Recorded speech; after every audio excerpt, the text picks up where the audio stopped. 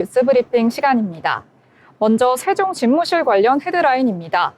이재명 대통령은 16일 지속성장과 발전을 위해 국가 균형 발전은 이제 선택이 아닌 운명이라며 전국이 고르게 발전의 기회를 누려야 한다라고 말했습니다. 이 대통령은 이날 정부 출범 이후 처음으로 정부 세종청사에서 국무회의를 주재하면서 대한민국의 가장 큰 과제는 지속 가능한 성장이고 이를 위한 가장 큰 토대가 균형 발전이라면서 이같이 밝혔습니다.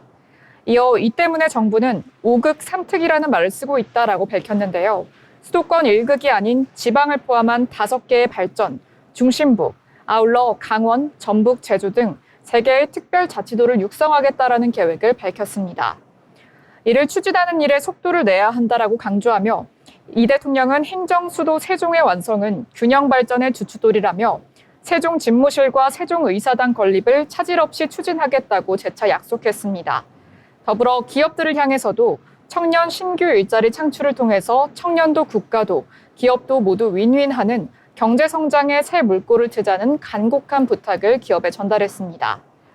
다음 소식 청년주택 전세 사기 관련 기사입니다. 서울 동작구 사당동 천령 안심주택 코브가 공동 임대사업자 2명의 지분이 모두 가압류되면서 100% 가압류 절차를 밟게 됐습니다. 보증금 피해 규모는 65억 원을 넘어선 상황입니다. 16일 동작구청에 따르면 이날 11일 기준으로 사당 코브 주거분에서만 11건의 가압류가 추가 접수됐습니다. 이로써 총 46호가 가압류 확정 상태로 지난달 29일 가압류 물건이 한 달 전보다 12호 늘면서 총 36호가 확정된 데 이어 열흘 사이에 또다시 10가구가 늘어나게 된 겁니다.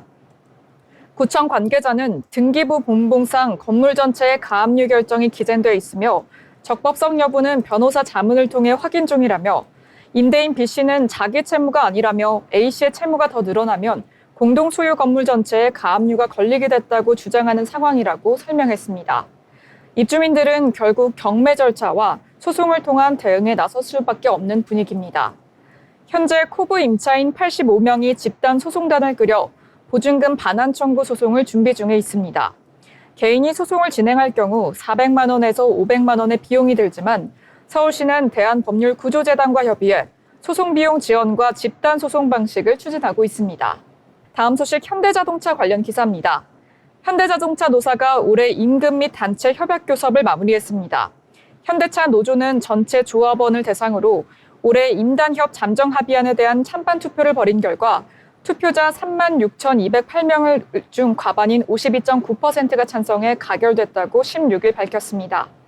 올해 합의안은 월 기본급 10만 원 인상, 성과급의 450%, 주식 30주, 재래시장 상품권 20만 원 지급 등을 담고 있습니다.